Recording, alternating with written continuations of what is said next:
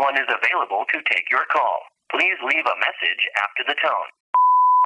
Hey there, CinemaCult. This is Wesley from Lebanon, Ohio. I want to request the 1989 cult classic Roadhouse from March-ial Arts. This movie was on USA, Characters Welcome, all the time, and quickly became a favorite of mine as a kid. It has some amazing one-liners, and it's just a fun B-movie. Hope you guys enjoy it, stay safe, and don't forget to be nice. Thanks, guys.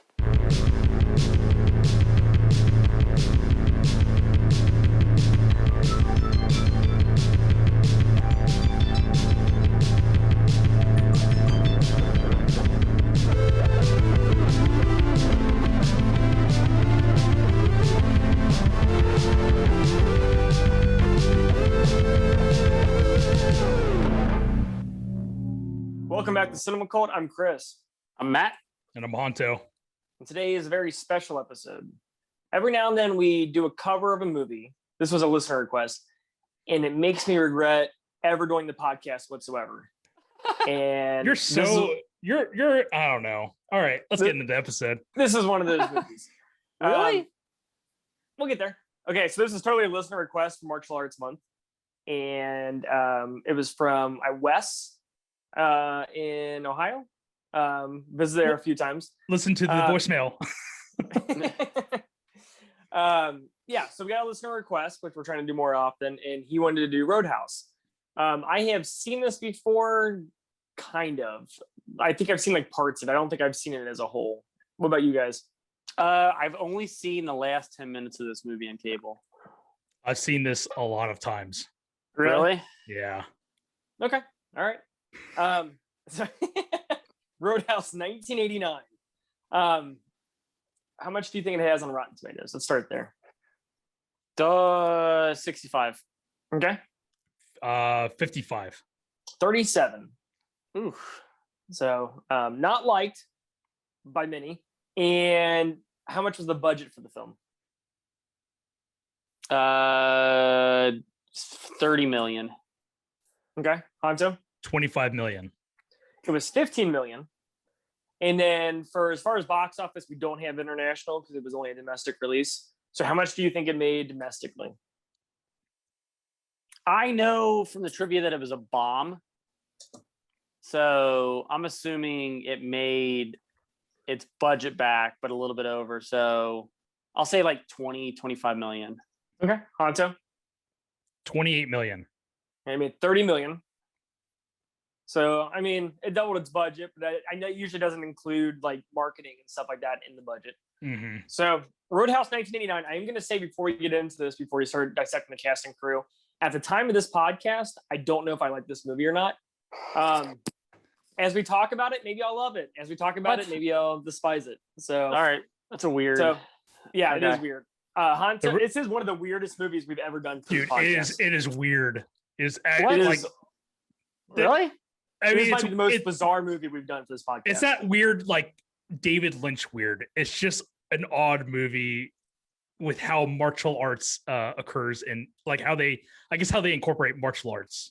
Basically. Okay, I will say this. This is my defense of this movie. I don't think this movie is great, but in the defense of this movie, I don't see where this movie is any different from Rumble in the Bronx. Oh, absolutely.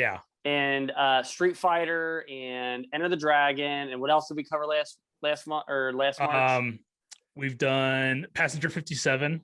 So group that one. That's the ultimate martial arts. So that's our gauge. And then we did Kung Fu Hustle. Okay, those are all like I feel like excluding those two, but as far as like setting up a scenario for these guys to use their fighting tactics, like I don't see where this is any different from like any kung fu movie. It's an action movie. Yeah, it's just a reason to fight, and they come up with reasons to fight, and it seems goofy, but it's just I think it's just weird. I think it's just weird that the setting is a nightclub called the Double Deuce, and there's almost like warring factions that are happening between the townspeople and then like the rich guy who's trying to. Yeah, he's like basically like a gangster. Yeah. Like the town gangster. I will say, I think this movie would have worked 10 years later if it was like Van Damme. And then this movie works. Sorry, but as far as ridiculous goes, like I feel like you guys are like really kind of like putting this movie. You're backing baby into a corner here. Oh, I'm absolutely not, because spoiler, I like this movie. I know, but you're saying this movie is one of the most ridiculous movies we've ever covered on the podcast, and I'm like, dude, Ricochet is the most ridiculous movie we've ever covered on the podcast. No, it's not. Next to Hudson Hawk, those two are like Hudson Hawk, I think is up there as the most ridiculous, because you got bad guys that are named after candy bars and sticky rockets on people's foreheads. And didn't we do a Richard Grieco movie? Yeah, we did. If Looks Could Kill. It's awesome. Yeah, that's weird. You're only mentioning Honto's picks. That's really bizarre. Well, and here's the other one I'll bring up too. Have we not done 3 O'clock High? 3 O'clock High. Have we not done Tango and Cash? We did. It was awful. Matt, you're doing that thing where you forget we did episodes. No, I know, but I'm you gotta cut the booze, dude. You're forgetting stuff. You're losing it, bro. What I'm saying is this. You guys are saying this is one of the most ridiculous movies I've ever done on the show. I just rattle off like 6 that are higher than that. I did not say the most ridiculous movie. I just said it is a ridiculous movie. All right. Let's go on the podcast. All right. Go ahead and let's talk cast and crew. Directed by Rowdy Harrington. Known for a movie called Gladiator, starring it's got one of the guys from Twin Peaks, and then it's got Cuba Gooding Jr. and Brian Dennehy. It's like an underground fight club involving high school students. And then he directed a movie starring Bruce Willis called Striking Distance, which I saw like once a long time ago. I think it has Sarah Jessica Parker. Yeah, I've seen that before. It's like a boating mystery movie. I saw it on what was it, WB64 back in the day on like those Saturday, Sunday. I feel like it's one of those it's one of those movie weekend, catch on TV or whatever. I wanted to note that the music is by Michael Kamen, and you could tell all over the place. It's crazy. It sounds the same every single time. I think his biggest is Die Hard and Lethal Weapon. Did he do Lethal Weapon? Yep. Yes, I hear more of Lethal Weapon than the other ones. Die Hard, because when he's fighting when Dalton is fighting that guy on like the shore or whatever, it's got that part, the booming music. It's the part where Hans Gruber falls off the building. It's like, it's weird you said that, because that's all I hostage. Heard. All I heard was Lethal Weapon. I think I agree with Chris on this. It's a little bit more on Lethal Weapon, but this is a return of Michael Kamen, because we just did a movie recently that he did a score for, and I can't recall what the movie was because I forget him as soon as we get done talking about him. I'm sure we've done a couple of movies here and there. Yeah, he's one of my favorite composers. Doesn't get a lot of love. Not a lot of his stuff is on vinyl. Like, I was about to say, none of his stuff is really there except for like I think I have Lethal Weapon 1 on vinyl. That's about it. I think I have Lethal Weapon 1, 2, and Iron Giant. And that's it. As far as like he did Hudson Hawk. That's the previous episode. There you go. Man. Starring Patrick Swayze as Dr. James Dalton, the bouncer with a PhD. Previous episode, Ghost. And I'm going to stop you because this is so stupid. What's that? In the movie, when he goes to the doctor's office, and she's like, "Oh, you carry your medical files around everywhere?" He's like, "Yeah." And she's like, "I saw in your medical files you have a PhD." Like, why is that in his medical files? Just to avoid all the questions and exposition, he could just hand them the file. Man, I'm going to carry a dossier everywhere I go and just hand it. Here's my entire backstory. Well, what you do is you put a black belt around it to hold all the papers in. You're like, and then here you go. I'm also a proficient black belt and I have a PhD in spiritual science. I think that's what it was. There's something like philosophy or philosophy of spiritual science or something. Yeah, it was philosophy. Whatever. But yeah, like we said, I think future episode, Point Break, we're going to cover at some point, probably this year. Yes, we are. At some point, we would do Donnie Darko. What does that have to do with that? Wait, what? I forgot. Yeah, I forgot. Whoa. I was like, what is that? No, because there was a previous episode where we were talking about like Cassie Crew, and then you just said like, hey, did they do this movie? I was like, that has nothing to do with what we're talking about. Yeah, I figured at one point we were going to cover Cool World. Right. Is he in that? No. No. Well, mine made I was sense. trying to think. Yeah, yours makes sense. movie. Yours makes sense, and I apologize for being a loose cannon just now. I accepted. Yeah, dude. You went through your computer, dude. It was like, Get out of here. And we got Kelly Lynch as Doc, Curly Sue. You just watched a movie with her, Virtuosity, and then Drugstore Cowboy, which I think is Matt and Dillon, right? Yeah. I always think it's a Gus Van. Is it Gus Van? It might be. Is that the Vince Vaughn movie? No, that's no. That movie that's a Gus Van Sant movie, right? The Matt Dillon one, Drugstore Cowboy. It might be. I'm not familiar with it. I always hear the name. Are you thinking of Clay Pigeons, Chris? I am. That's what I think. That's what I was thinking. Where he's like a serial killer or something. I can't remember. Those always remind me of the same title. Yeah, Drugstore Cowboy is a Gus Van Sant joint. Continue on. We got Ben Gazzara as Wesley. I know him from The Killing of a Chinese Bookie, which I haven't seen in a long time. It's actually directed by Matt. You John might know. Cassavetes. Yeah, John he was in Dirty Dozen as one of the soldiers. And then he's a big Cassavetes. He's a big Cassavetes regular. I actually don't really know of his movies. I actually don't really know what else he's directed, but yeah, I think he's always been part of that crew. Yeah. But yeah, and he was also Jackie Treehorn in The Big Lebowski. Sam Elliott as Wade Garrett, Butch Cassidy the Sundance Kid, Tombstone, also The Big Lebowski. He popped up in a couple seasons of Justified, which we were just talking about off podcast a couple days ago. And I haven't seen it, but he was also in A Star Is Born. And then we have... It was weird watching him in this because like a year or two ago, I was watching The Ranch, and he's like in his like late... He's in his 80s for sure. Is he? And yeah, I think he's in his like mid 80s or early 80s. But seeing him so young here, dude, like mark my words, I'm gonna grow my hair out like that. That hair is his awesome. Hair is hair and the beard, amazing. dude, it's amazing. Yeah, awesome. He's got great hair in this. Gray or great? Gray. He Both. does have gray. Great gray hair. Yes. We got Kevin Tighe as Frank Tillman. I know him from Lost. Matt, you probably know him. You've probably seen it. He's one of the con men that Sawyer encounters. He's like a big character for that story arc. I think that's where is he the guy who runs the club in this? Yeah, he's the older guy. Okay, yeah, that's probably where I recognize him from. Yeah. What else is he in? Lost and what else? Because he is so familiar looking. I was going through it. He's probably played a couple bit parts in episodes or movies and stuff, but I don't really know what else he's been in. I feel like he's been in a what's his horror name? film. Kevin Tighe, Tighe. Okay. I feel like he's been in a horror movie. But you know what? You know what? I think he's in My Bloody Valentine 3D. Yeah, I just watched him in that about a year ago. Yeah. That's where I recognize him from. Yeah. Okay, maybe that was it then. Yeah, I'm looking up everything else, and that's all I see as far as horror movies go. It's just My Bloody Valentine.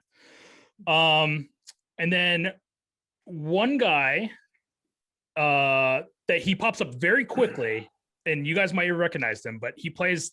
He's playing the guitar in the beginning. He like opens up the movie. Wait, can I guess? Yeah, can I guess? Yeah. I don't want to get it wrong, but it made me think of it. It's not. It's not Dusk Till Dawn, is it? Yeah, it's the guy. Yeah. It is him? Yeah. Oh, cool. Yeah. Tito La Riva. He's also in Desperado, From Dusk Till Dawn, Once Upon a Time in Mexico, Machete. And he's also a part of a band called The Plugs. And they do one of my favorite songs on the Repo Man soundtrack, which actually it's like the last song they play before the movie ends. Oh, cool. I had no idea that he was in that band until looking up cast and crew for this. So that's cool. Okay. Chris just bought Repo Man. Oh, nice. Yeah, like I'm not morning. a huge. I remember thinking it's okay. It's wacky, dude. It's wacky, and I love it. But me and Matt were talking about, not to go off on a tangent, but since we originally saw it, we've gotten really big into like the punk scene. Yeah, or like dude. we understand more of that punk scene now. That soundtrack is awesome. And that's what Matt was talking about. Yeah. It's like now that we have an appreciation for it, well, you'll probably like it more. Yeah, so yeah. And then one of the bouncers, the rotund bouncer that's on Dalton's side, he plays the big clown in Batman Returns. You see him like, oh, really? That's cool. Okay. Yep. Okay. So it was kind of cool, like looking up through all these people and be like, oh, nice, cool. Yeah, I was going to ask you if Denise. Do you have Denise? Denise, she was in Ben Gazzara's wife in this movie. Oh, I actually I didn't really click on anybody that didn't have a profile on Wikipedia, so I skipped over her. So this one, I knew I recognized her from something and I couldn't peg it. She's the bad guy's wife. Yes, yeah. The one that does the whole dance. The blonde, yeah. She is the FBI agent in the beginning of Jason Goes to Hell. Oh, wow. The one that's getting chased. Yep. Okay. That's pretty cool. So, okay. Cool. And then she's also in Point Break. She's also in Batman and Robin. You know who? I think she in Point Break. She's the one that kicks. I think so too. In the balls. During that, when they're storming the people's house. Yeah, she's listed as like Freight Train. I don't know what that. But she was listed around like what's his name? The actor that's in that scene. I'm blanking hard on it. From Red Someone Hot just tunes in like Tom Sizemore. Tom Sizemore. Oh, Sizemore. Yeah. So her name was listed around Tom Sizemore, and it was around that scene. Okay. So I'm assuming that was it her. The one. She's also because she's a stunt woman. Oh, nice. Awesome. So that would make sense that she was that girl. I don't know, but we'll figure it out when we do Point Break this summer. Yeah. And then lastly, I just want to note that Terry Funk, who's a professional wrestler back in the day, like a really popular wrestler, he is one of the bouncers that Dalton fires, and then he joins the bad guys' side. He's the guy. The one that's having sex in the break room. No, not that guy. I'm on my break. It's the guy with like the kind of curly hair, and then he shows up at the end. Out. Stealing from the cash register. Different guy, but he's in that crowd. There's a lot of Was he in the movie? Is he the guy he fires at the meeting when he's like? Yeah, he's the first guy I think they fire. Okay. Yeah, he's like, "You're not nice," and he's like, "Get out of here." My friend doesn't like you. I don't like you. I don't like you. One person you forgot to bring up, which is so odd that he actually gets a name in the opening credit sequence, is Keith David. Yeah, I missed him. Where was he? He's the bartender in the background. He was the main character. He worked with Swayze the entire movie. He was Wade Garrett the entire time. No, he's a bartender. He probably has like 3 or 4 lines. Okay, I know. That's weird. So some trivia I read about it was that a lot of his scenes got cut from the movie, and a lot of his scenes were with Patrick Swayze. Oh man! So there was there's supposed to be a scene where like I'm reading right off the trivia here. He's introduced when he walks in with his girlfriend and gets into a fight with a bunch of rednecks, and then Dalton hires him to work as a bartender. Oh man! Yeah. So there was stuff in there that just got put on the editing room floor. Anytime you have Keith David, you got to keep him in there. I was awesome. super excited to see both Dean Cundy and Keith David on the credits list. Oh, right. Yeah. And the fact that Keith David is like literally in the background, kind of unrecognizable because he's wearing glasses. Oh, yeah. Like big rimmed glasses. So it's like, you know, like he's in the background. He looks like he works for State Farm. He's got like a red polo on. Yeah. Yeah. You don't wait. If you didn't see his name. This? Yeah, Dean Cundy did a cinematography for it. But if you didn't know like Keith David was in this movie, you probably wouldn't have like known it from like seeing the scenes either because he's so far in the background. I mean, I saw him in the credits and then I had already forgotten to like find where he was in the movie, and I didn't keep track. Yeah, bummer. I will bring up because I'm gonna forget about it, but I will bring up one more person. There's a guy during the car dealership scene, when they're like tearing through the monster truck, whatever. There's a henchman, a part of that crew, of like Wesley's crew. It's this guy named Benny the Jet Urquidez, very, very popular martial artist. You guys would know him because he's the assassin that John Cusack fights in Grosse Point Blank. In the high school. In the hallways. And he stabs him with the pen. Yeah. It's the guy who shows up with the double Uzis and the guy's playing Doom. The guy's playing Doom the entire time. But this guy, I think. Oh, go ahead. if this is like the same guy I'm thinking, this is the guy who choreographed all the fights in this movie. Oh man, I didn't even look that up. But yeah, he fights Jackie Chan in 2 very awesome fight scenes from movies called Dragons Forever and Meals on Wheels.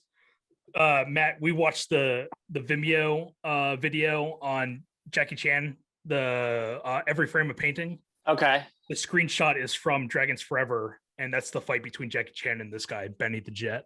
Oh, really? Oh, yeah. Okay. And this guy is awesome. If you what guys does have to do with that video? He's one of the henchmen. He's a background guy, but I was going to bring up a point. Like, he should have been like the guy that Dalton faces, because his fight scenes would have been awesome, as opposed to this Jimmy dude, the guy who plays like the right hand man, I guess, of Wesley or whatever. Yeah, they should have gotten this guy to be like the main fight against Patrick Swayze. Okay. So, yeah, I will say that before we get into, like, I know that's like already jumping to the end of this movie, but it does feel like when he does get to Ben Gazzara at the end, and he's like ripping throats out and everything, it does feel a little bit of like a weak fight where it's like, yeah, they should have had the big fight at the very end, as opposed to these like no name henchmen or whatever, Yeah. So Okay. So Roadhouse, 1989. You know what? Whether I like this movie or not, I'll save it for the end. We will have lots to talk about, so let's go ahead and get started. So we got Patrick Swayze, who's like, they call him the cooler. The cooler. So basically, he's a cooler. That's what he is. Yeah. That's his job.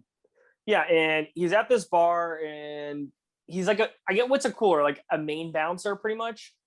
Yeah.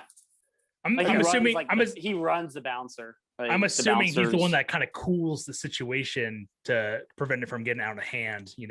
That's why he's got the 3 rules, to alleviate the situation before it causes several $1,000s, tens of thousands of dollars. So stupid, and I'll get to it, but there's so many situations to like calm things down. He's like, yeah, be nice, and then he's like, and he throws people on the tables, and he's like, that's how you handle it. Like, cool, you just cost yourself a table. Like, yeah, you cost yourself a table, and this guy's face is broken now, so you got to pay for that. Yeah, exactly. So basically, the main story is Patrick Swayze works at this bar, and he's the cooler. And this guy shows up, and he goes, "Hey, I run this bar. I've come into some money. It's a dump. I need you to come and be the cooler there." And so Swayze, he's like, "Here's my terms. If you can do it." And he goes, "All right, yeah, come on." I feel like talking like drunken history. We'll cut the clips. We'll cut the clips of the guys talking. All right, come on. So Swayze ends up going to this bar. And I like this because you don't know exactly what he's doing, but he goes and he buys a new car, even though he has a BMW. And he gets a bunch of new tires and he puts them in the back of the car. And he don't really tell you why, but later on, it's pretty much him saying he's going to kick so many people out of the bar that they're going to trash his car, pop his tires. So that's why he's getting like this trash car to take with him and hide the BMW, which I think is pretty cool. Right. I dig this. So he gets to this bar and it's called the Double Deuce. Is that right? The Double Deuce. It's called the Stinky Deuce. Is that in your notes, Matt? It was on the IMDb page in the trivia. It's in the the Amazon X-ray when they give you like the trivia. It's like, this is known as the Stinky Deuce. It was actually known as the Stinky Deuce, and Patrick Swayze's first role was to come and change the name. That would be great. 800 people found this useful. Yeah. Thumbs up. So he gets to this bar. Go ahead, Matt. You got something? No, I was gonna say there's always like 50 people added on there that are like thumbs down. Yeah, I was say, and then the comments like, "Oh, 3 people didn't get this movie." Yeah. So he gets to this bar, and this is like a joke because no bar would be ran like this. Like, they got the Blues Brothers, chain link fence protecting the musicians from the rowdy crowd. You got to protect them. I buy it, but I don't. Nobody would go to a bar like this. I would. It'd be interesting. Yeah, it would be fun to go No, check you it wouldn't. out. You would be terrified. This is not Chris, real we've life. been to a bar like this before. No, we haven't. Yeah, remember we went to a biker bar one time, and you were like, "Dude, this is a tough place. Like, be careful." And I got punched. I got punched in the stomach. Did you really? I punched him in the stomach. Yeah. Oh, it was Chris. It was how he initiated. It's how he initiated me into the new bar. It wasn't a bar. It was a McDonald's Funland, but And then it was the ball pit. And then the cooler had to throw you guys out because you were being too rowdy. Rowdy McDonald. Rowdy McDonald. Rowdy McDonald. This whole bar scene is so ridiculous because like everybody's fighting, and dude, they would like how do they have just replacement? They must spend so much money on replacement chairs and tables and like hell, like even just the amount of money that they're wasting on alcohol, I guess. I'm like, I know. Glasses. How many glasses break? Yeah. And in a single night, to the point where they're like, yeah, we don't even have any tables left. Like we have no chairs left. That's the only thing I didn't buy. I was like, yeah, they're breaking everything.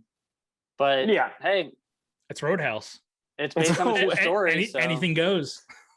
Now, is the restaurant Texas Roadhouse based on this movie? I think it was. Yeah, that's themed. I think it's a themed restaurant. Instead of glasses, everyone's throwing peanuts at everybody. Yeah.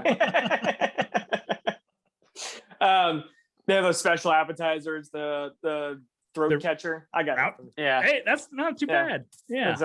It sounds very unappetizing. The throat catcher. They bring it on the plate. So Dalton, Patrick Swayze, is just kind of hanging out at the bar, and there's this girl. Okay, who's this girl that approaches him first? She's the one with like the bangs. Carrie Ann is the character. She, I only know her from a Nick Nolte movie called Lorenzo's Oil. She plays like, I think either like his wife's like sister-in-law or something on that show, or that movie. But she was actually on Murphy's Law. And she was in Twin Peaks. Okay. Who is this? The girl with the bangs. Yeah, what's her name? Kathleen Wilhoit. So she's sitting there and she approaches Patrick Swayze, and it kind of comes off like she's going to be kind of like Patrick Swayze's lead girl. That's what I was wondering too. I was like, I didn't realize she was like she disappears like halfway through the movie. The last time you really see her, she's singing on stage. Yeah, and then she's like there with one of the bouncers during the car dealership. Yeah, thrashing, and that's like really it. It's weird. And then also when she wakes Dawn up for breakfast, and then she sees Dawn get out of bed, she's like, "Oh my god!" She does. She's like, Can I segue? That's what she does. she definitely does. Can I segue this into a trivia the trivia that I enjoyed the most reading about? Okay. It's about Patrick Swayze's butt. Well, in a way, yes. Okay. So Patrick Swayze's fame. This is right after Dirty Dancing. We have to mention that. Yeah. So his fame is like skyrocketed. It's sandwiched between Dirty Dancing and Ghost. Okay. And on the set of this movie, he had multiple instances where his fame would stop the progress of the movie, or like he actually had to have his own bodyguards just because girls were just like throwing themselves at him at this point in American history. And there was one instance where a truckload of blondes showed up on set and demanded him to come out of his trailer. And there was another instance where, this one's my favorite one. You know the big fight sequence by the river? Yeah. Okay, at one point where they're filming this, a boatload of Swayze girl fans like drove down the river towards the bank, and they had to stop filming because of it. That's amazing. That's amazing. And then here's a really good one. A female extra in the movie that played one of the bartenders was so distracted by Swayze on set that during one of the takes, she couldn't stop staring at him, and she walked and tripped, and she spilled all of her glasses onto another extra. Oh my god. Yeah. Wow. I was like, man. I'm gonna be honest, dude. I don't blame him. Dude has got so much charisma. Yeah. After watching him in Ghost, and like, dude, he's like him, and like, I don't know, that haircut, nobody else could pull it off. Like that is such a that haircut. That hair is amazing. It's crazy because it doesn't even seem dated on him. It right? I totally agree. Fits so well that I don't sit there and I don't laugh at it. And I'm like, oh, that's like stupid. if he was still alive today and was rocking that haircut, he would bring it back in style. I think a lot of people would start rocking it. Yeah, he actually looks better with that hair than he does with like the short hair. Because you brought up Donnie Darko earlier. Mm-hmm. He's got the short hair in Donnie Darko, and it's like, it's okay. After watching him in this, or the past couple movies we watched with him, other than so yeah, Dirty Dancing, Roadhouse, Ghost, and Point Break, is there any other big movies that he did? Yeah, I mean, he was in the he was like in The Outsiders as the main brother. Oh yeah, Outsiders. Red Dawn, again, like the leader of the game. I remember not liking Red Dawn. It's not really that good. I've been kind of bored with it. Yeah, I've never seen it, and I always thought it was going to be a podcast episode. Honestly, it's honestly, I think it's way too long. And cool cast though.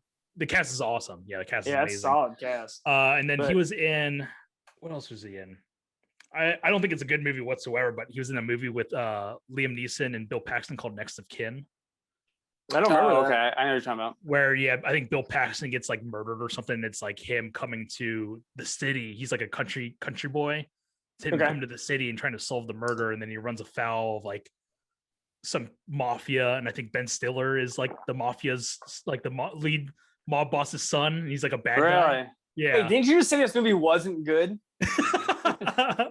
Hey, you heard it here. I don't think it's good. We could do it on the podcast, but don't come at me saying this is Honto's pick. Ugh.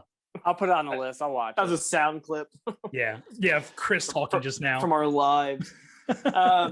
So he's at this bar. He meets this girl who's like, oh man, she's like going to everybody in the bar, be like, it's Dalton. This is huge. Yeah. And Dalton actually ends up knowing the leader of the band.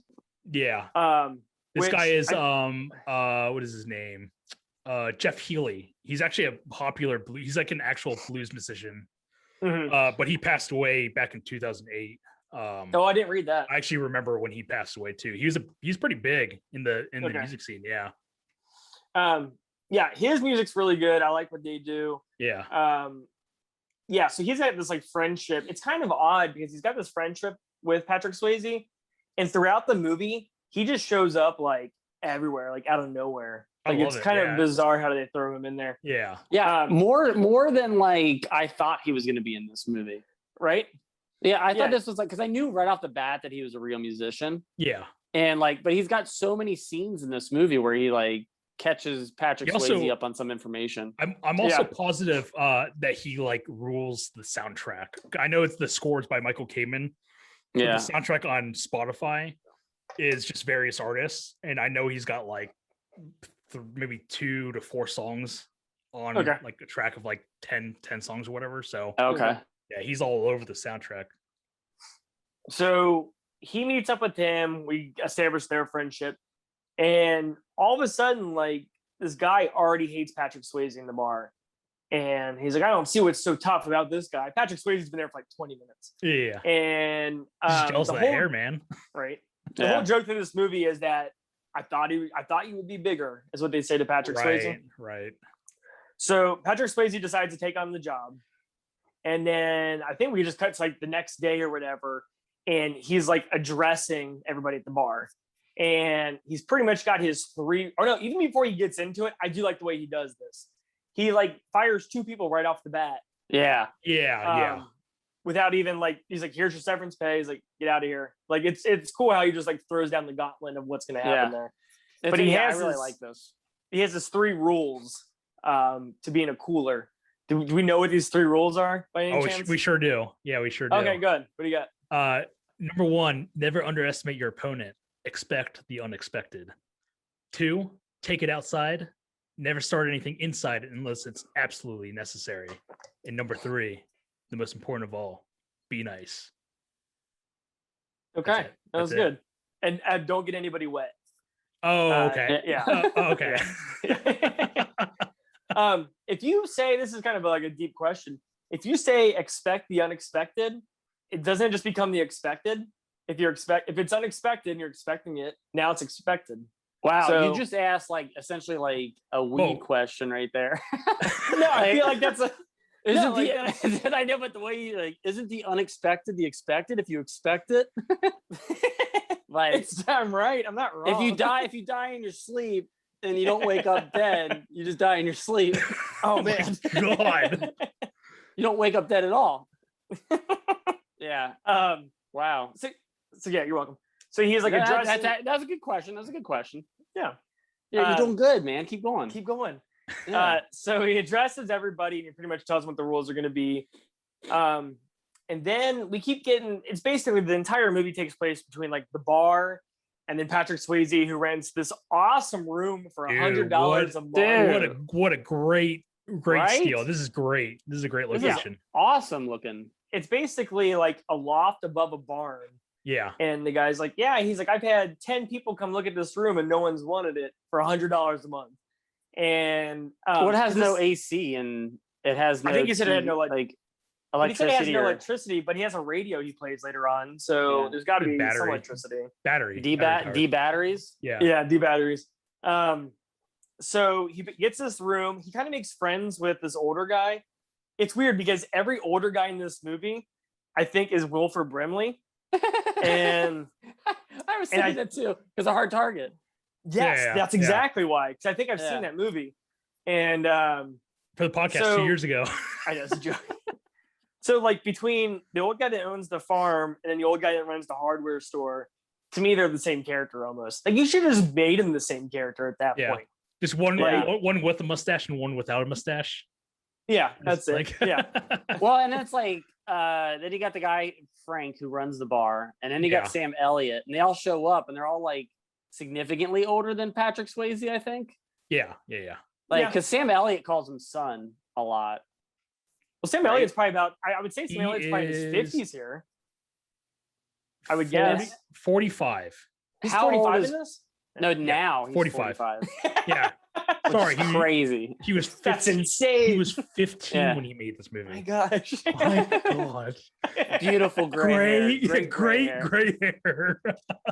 How old is Patrick Swayze when he's making this? He is. I'm gonna say he's 32. That's my guess. 37. Really? Okay. Yeah. Okay. All right. Yeah. So dude, the life he's living, man, is just like the coolest, isn't it? Like he's on this loft, like all these girls like want him because he's like this infamous like bouncer. Yeah. And he's like 37 years old. Legendary status. Yeah. He's like he's got legendary status, and it's like goes out there and does yoga and kung fu and like underneath the sunset. And man, speaking of legendary status, they keep hinting at this thing that this is goofy. They keep hinting at Patrick Swayze has killed a man. Yeah. And it's kind of like brought up, and then he's kind of like, don't bring that up. Like, I want to forget about this. So it's supposed to be like this whole like mystery thing. Like, we heard you did this. We heard you ripped a man's throat out. We heard this. So like there's like this legend that's behind him. And all that continues the build throughout the movie. If you help me fill in some of the parts though, because basically it does, like a majority of the movie takes place at the bar. Yeah, it just keeps toggling back and forth. It's like once you meet Ben Gazzara, who plays Wesley, once you meet that guy, that's the main bad guy. Yeah. Okay. And I think he's like trying to basically take over the Double Deuce, or right? Yeah. Correct me if I'm wrong. Yeah, he's trying to take over it. Well, he already has a stake in it. He gives them, he supplies them all with their liquor and alcohol. Yeah, and then basically after he fires a couple of the people that are Ben Gazzara's guys, that's when like the trouble really begins, because now they want Dalton out of town, essentially. Yeah. Well, and then our first introduction to the main villain is Patrick Swayze driving down the road, and he's coming at him in his car. Oh, yeah. And he's like, and like he's singing some song, and he's just swerving like all over the road, because I guess that's their way of establishing like this guy owns this town, and that's he just drives on both sides.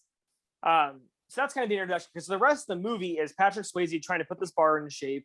Yep. While this main villain, like I feel like causing over trouble. and over, over and over, his henchmen keep going into this bar.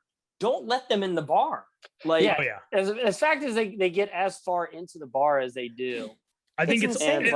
I think every time, honestly, it's an excuse just to beat the shit out of these guys. Yeah. Sure. Yeah. And their Like whole rule about one guy walks in and he's got like a machete duct taped to the heel of his foot, and he's just like he's got to point it up as he's like walking. Oh and yeah, like, that guy doesn't look like he's up to any good. Like, did you notice his foot? And he's got a machete duct taped to it. And he's like, and actually, like the light, like it's like ching, like reflects off the blade. like blinding. Like, what is that? Oh, it's his braces. Yeah. So I don't know if it's this fight or if it's another fight at the bar, but Swayze gets Swayzed, like under his arm, and he has to go see a doctor. And I'll tell you what, man. So I don't want to get all like, what's the movie with Freddie Prinze Jr.? She's All That. She's All That, yeah. But she does not look the same throughout the rest of this movie as she does when she's a doctor. It's because like, I'll give you that. She takes off the lab coat. She's a completely different person now. That's how I feel. Like she took off her overalls. Like, who is that? Yeah. But Swayze meets this doctor and they're kind of flirting back and forth. And she's got his medical records that he carries everywhere with him, and his high school education and college education.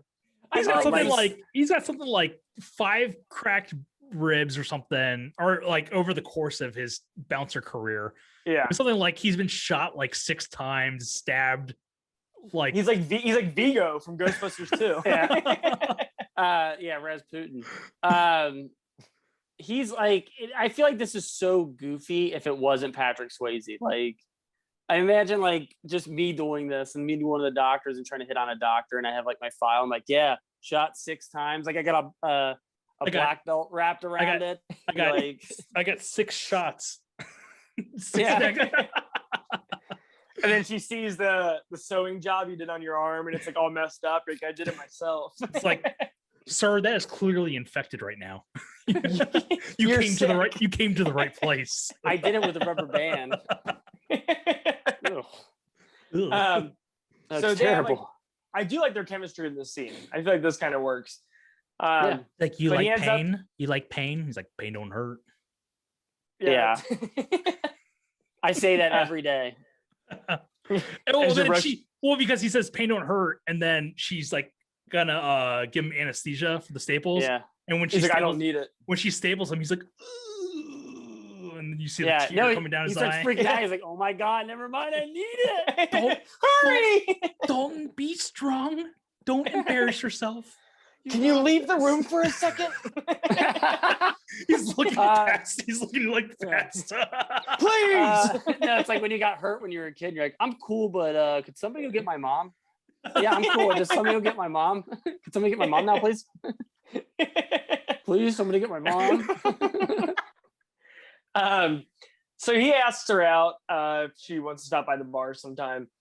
One thing I do like about this is, and it's shown a couple times, is that he only drinks coffee while he's on the job, which I think is cool. I thought he was a straight like non-drinker at all, but later on they go out for drinks and he ends up having it. So she ends up showing up to the bar one night, and it's kind of weird. Right time.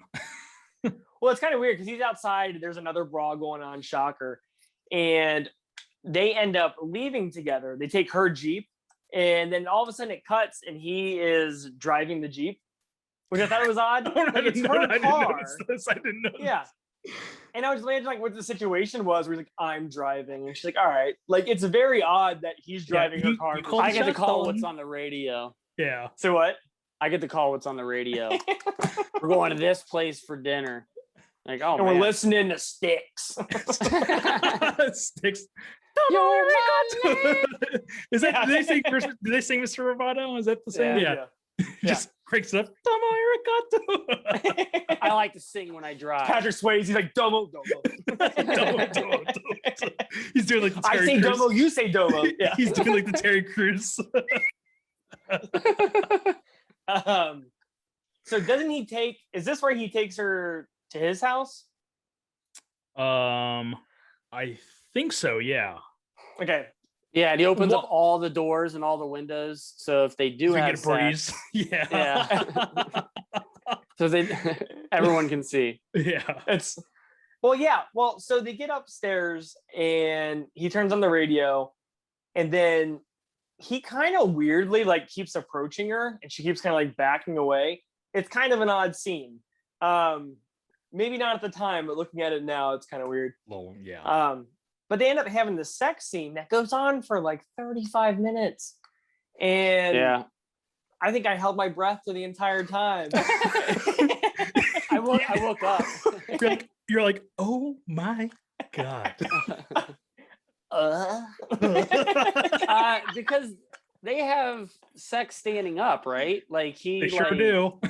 Yeah, he like walks around the room and she's like, details. She's straddling him. He's walking. This is the after hours portion of Roadhouse. He's walking around the room, getting his steps in,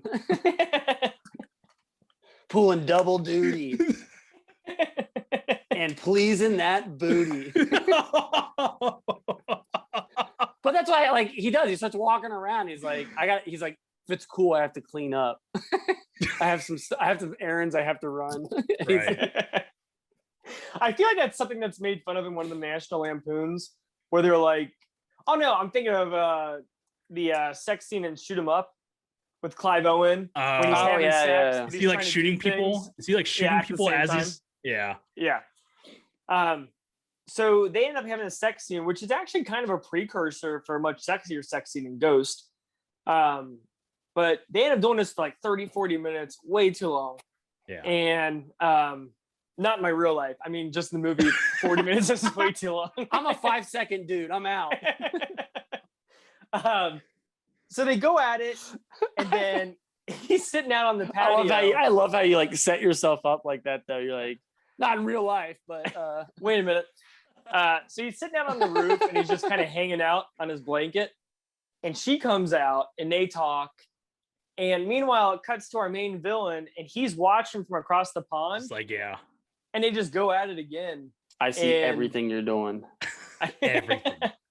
Now, is the whole point of the story, not the point of the story, but did him and her have a relationship, the main villain and that doctor? Oh, yes. Yeah. Yes. Yeah, I think there's something that's hinted at that, like, either they did have a relationship or he had a crush on her and she said no. Okay. But something, that's what he's got the hots for her. And now he's extra pissed that he's with her, with his gal. Exactly. Yeah, with the doors open and the windows open, and they're just showing off. And hey, they're showing. Oh, go ahead. Patrick looks across the pond at one point into the binoculars as they're doing it, and he's like, Patrick's staring back. He's looking, and then Patrick Swayze is also looking through the binoculars at him. Yeah, but still going at it. He's like, he's got a telescope. Yeah. That's like a tugboat. Yeah, tugboat. Wow, he's wearing zoom in night vision goggles. It's like he's got 2 magnifying glasses, which is from Top Secret. The 2 eyes. And there you go. Pulls them away real quick. Man, we're getting off track. So they have this whole sex scene on the this is like an hour of the movie, just this sex scene. And then I think at this point, it's because you kept rewinding it. Yeah, I think that's why. That's it, yeah. Yeah, I think you kept rewinding the digital copy was worn out this part of the movie. Yeah. 3 hours of this movie, what? Is this where maybe we'll bring in Sam Elliott, I think? If not, I think we're close too. Yeah, I think at this part they basically I think he's going out or Wesley's going to like establishment from basically like causing trouble at like the auto parts store and like the car dealership and all that stuff. Mm-hmm. And then which is ridiculous. This would never happen in a town where this rich guy would just idly standing by while a monster truck destroys his building. This is so ridiculous. You guys have never seen this happen before? No, never. Literally never. Man, that's a shame. Missing out. Everybody should see it once. Yeah. So yeah, he's doing all these things to this town and nobody's stopping him. And Sam Elliott shows up and dude just looks cool, man. Sam Elliott's hair, and it's weird because his voice doesn't sound as deep as it does come like 5-6 years later, which is kind of bizarre. I think this is several cigarettes and several whiskeys later. It probably is. What? Yeah, 1 million cigarettes earlier. Yeah. cool a caption like it's earlier. Hey, Dawn. Nice to see you. I want to help out too. That's his voice before all the whiskey and cigarettes. No, I think we got it. Got it. Let me put up my hair. Do you remember that one time you killed that guy? Remember? My great hair. We're off track again. The movie should have ended with someone offering a pack of cigarettes. He's like, I don't smoke, but I guess I'll try one. And then every roll later. Because at some point we're gonna have to talk about the sequel that was made to this movie. Oh my god. Oh yeah, I guess we don't have to, but we can. I don't know anything about the movie. Is it? I think Wesley would appreciate it if we if Wes would appreciate it if we talked about the sequel for a little bit. Let's talk about the sequel. The only thing I know about the sequel is that they kill off Dalton. Do they really? Oh really? Yeah. Whoa. Yeah. And it's about his son. I don't know. It's just about his son. Interesting. All right, hold on. You guys keep talking. I'll look it up on Wikipedia. Interesting. Okay. Wikipedia. Are you gonna watch the movie real quick? Is that he's gonna scroll to all the good parts. Right. But I think at this point they've also introduced like Jimmy, which is like the hired bouncer. It's like the anti-Dalton bouncer. Okay. For Wesley, so like he's causing trouble, showing that he's like better than him, I guess. But I think they've already burnt down the hardware shop at this point. The hardware store. Yeah, so they're basically just destroying all the parts, and then I think Doc visits Dalton next, and then that's when the explosion happens. Oh yeah, which is okay. Well, actually, I want to get to because Sam Elliott shows up, and as soon as he shows up, it's during a fight. Yeah, during a fight, the best time to arrive to the double which deuce. Is ridiculous. And we're showing like their friendship, which I buy. Patrick Swayze and Sam Elliott. And but what you're saying, when they get to the house, the explosions in this movie are awesome. Yeah, it's really 80s. legit. It's like 80s explosions are always the best. Yeah. Because the explosion goes off behind Doc when she's at Patrick Swayze's loft. Is that right? Yeah, they're like talking to, I think because they're talking about something. I can't remember exactly. But yeah, it's just all of a sudden just explosion. What blows up? Oh, it's the owner's house. Yeah, because he lives next door or whatever. The guy that has nothing to do with what's going on, his house gets blown up. Not Patrick Swayze's. I think it's just because he lent Patrick Swayze or rented out the place to Patrick Swayze, so he's just. I feel like if this guy's got like such a vendetta out for Patrick Swayze, he's gonna kill somebody. You'd think he would kill Patrick Swayze's character. Yeah, right. You know, instead of like trying to teach him a lesson through everybody else. Like, it's like if you're gonna do it, just do it. Just do it. What are you waiting for? So actually, I might be out of turn here, but is Sam Elliott still alive at this point? Mm-hmm. Yeah, this is the big fight between Jimmy. I was gonna say, Dalton. So Jimmy's like this, supposed to be like the bad guy equivalent to Dalton. And they had this huge fight scene at the Moonshone River, and it's a cool looking scene. It's cool. It's horrible. No, it's a cool like backdrop. You know, we got the river in the background, and they're on like the sandy beach of the river or whatever. And they get into this huge fight, and man, one of the most ridiculous things I've ever seen in a movie is that Patrick Swayze rips a guy's throat out. Because this is like what they've been talking about. He's like, I heard he ripped a dude's throat out, and you're like, I guess the idea is like, that's over exact. You know, it's like kind of saying like, you know, Buzz telling the story about how he's scraping up the remains of the family or whatever in Home Alone. You know, it's like kind of exaggerated, but it turns out that's how this movie just started with Buzz. Like, that's Dalton. Yeah. And then like he's telling like Kevin McAllister about it. He looks up and then two people get into a fight, and he's like, he ate all the cheese and the cheese pizza. And like going at it, and the bar's like erupting.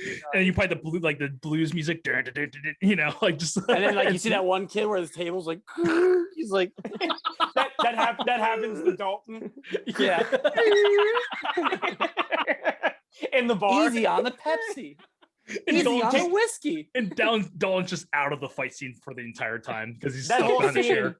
Is happening at the Double Deuce, and that bar stool's like, yeah. And then they're like, it ends, it gets all quiet. He's like, look what you did, you little jerk. Yeah, everyone's super pissed at him. Sorry. Go ahead. Okay. Roadhouse 2. All right. So what we got with the no, I couldn't find anything about how he dies. but he does get murdered in it. And the whole plot, there is a plot in the movie where his son's looking for his murderer. Shocker. That sucks. I hate when they do shit like that in movies. They do it in Kickboxer, JCVD. Kickboxer 2. They kill off his character. Do they really? Mm-hmm. Dude, I just watched The Fly too. And then Cody, I was gonna say, and Cody from Step by Step is the brother, and he is the main character in Kickboxer 2. I remember that. Yeah, I just watched Fly 2 last week, and within the first 5 minutes, sorry, spoiler if you haven't seen it. I remember this. Wow. They kill off Gina Davis's character. Yep. And it's not Gina Davis playing the character. So it's probably the reason why they kill her off, because it's like, if we can't get Gina Davis, just kill her. Which I hate that. I hate when they do that. But you don't really need it for the story, though. You don't need her to be in it. I feel like this throat tear, this is our quintessential kung fu movie cliche, where there's the one powerful like move that's like hinted at, and they're gonna pull it off. It's like the 8-point palm exploding heart technique from Kill Bill 1 and 2. Yeah. And so I think at this point too, we skipped over, which isn't super important, but Dalton, Sam Elliott, and the doc go out for the night. And they hang out, and they kind of come close. Sam Elliott is totally smitten by this girl. It's kind of almost like if I was Patrick Swayze, like I'd be like, hey, like it's like when Patrick Stewart shows up at the end of Robin Hood Men in Tights and starts making out with Maid Marian. Yeah. Robin's like, Now, the only reason I bring that up is because after this, she's like pretty upset with him. Like she doesn't even want to like talk to him. Yeah. And so we know things are gonna go down now. And the main villain ends up taking out Sam Elliott. First, he just like beats him up. Mm-hmm. And then we later come to find out that he actually ends up like stabbing him to death. He said, I guess Dalton gets a phone call basically saying like heads or tails, like either Doc's gonna die or Wade's gonna die. And then when he comes in to the Double Deuce beat up, you think it's gonna be Doc, so it's like a distraction. And then when he comes back, it turns out that it was Tails. That's knife was, they basically killed Wade. So I mean, I don't think there's any spoiler alert because I feel like I knew he was gonna die in this. I feel like it was kind of like hinted at, like, hey, Sam Elliott's gonna die. I actually had brought this up in I think our Karate Kid episode. We're talking about the sensei or the master, the person who teaches our protagonist, and this is kind of that guy for Dalton. I guess he learned under Sam Elliott, and this is where I talked about where it's like they kill off the sensei or whatever midway through the movie, and it's what drives the protagonist forward to go basically confront the main villain in a final battle or whatever. And this is exactly that scene, basically. Yeah. Because we're basically setting up. I mean, we're already at like the last 15 minutes of this movie. This is it. Yeah. And this is where like the movie's cranked up to 11 because Dalton goes to the main villain's house, and his grand scheme is he's going to put the knife that killed Sam Elliott, put it down on his gas pedal, and ram the car into all. Dude, he uses and he uses BMW, right? He uses his car. Yeah. Well, use anything else, man? Why do you use the car that you bought earlier? Yeah, the one that's made for destruction. Exactly. Pile that thing with TNT and send it to that mansion. And then, like, honestly, maybe it's because he knows he's gonna die. Oh, maybe. Yeah. Or he's like, if I'm gonna go stay out in this town. If I'm gonna go out, how you added depth to this movie. Yeah. If I'm gonna go out, I'm taking my BMW with me. So hold on. So when he's got the knife on the pedal, is the knife pushing the pedal down? It is. I think it looks like it. Like he stabbed it through to the ground. Yeah. He's so angry. Is it? Pedals to the metal with a knife. All right. Because when it crashes, they take the knife out, and that's when the wheels basically stop spinning. Because So he like distracts him with his car, sneaks into the back, and for the next 15 minutes, he's pretty much just taking out everybody. Yeah, it's actually like almost all of the former bouncers from the Double Deuce, the ones he fires, basically. Yeah. And he pretty much goes from like Dalton, your average cooler who drinks coffee, to Rambo. This is go ahead. It's like he's like shoving knives into people's stomachs and it's brutal. This is like that scene in The Rundown when it's like, I don't use guns. I'm a peaceful guy. And then it's like, this is him at his most violent. This is what you don't like this. Yeah. It's a dark turn when he murders people. It's kind of a dark turn. It kind of ruins the movie for me, I feel like, because it's like I feel like you kind of set up these like boundaries, and it's like he breaks all the rules. It's one thing where he rips the throat out of some dude, right? Yeah. But then like by the end of this movie, he's got a kill count of like 6. Yeah, and it's like, oh man, you really broke your rule of not killing anybody. They should have done the because he does the throat rip again to a dude. I think he does, right? He does do another throat rip. No, he almost does. He almost does. Yeah. Okay. But like, and then he spares the dude by throwing the giant bear on top of him. Yeah. Well. Yeah. Yeah. I don't know let's just get to that because that scene is insane. I hate so that. If this guy walks into this room and it's like a trophy room for all the animals he's hunted and everything. Yeah. And he makes it said out loud, I don't like being in this room. Yeah. So that's supposed to be like his character development. And he looks and he sees the polar bear, and Patrick Swayze is like moving it towards him. And the guy's like scared of it. And it goes on for like 5 minutes of him being he starts chasing him like up the stairs with it. And... Yeah. Dolan just looked, he's like, Jesus Christ. Basically, this scene is mimicked at the end of Ghost. Oh, you know, because he's like, it's like the exact same scene. He's just moving stuff around and scaring when the guy gets up after the bear falls on him, he gets up when everyone's arrived. He just looks over and he's like, "You're dead, fat boy." Yeah, like it's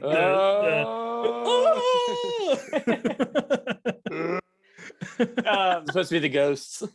No, I got it. It was good. Yeah, I try.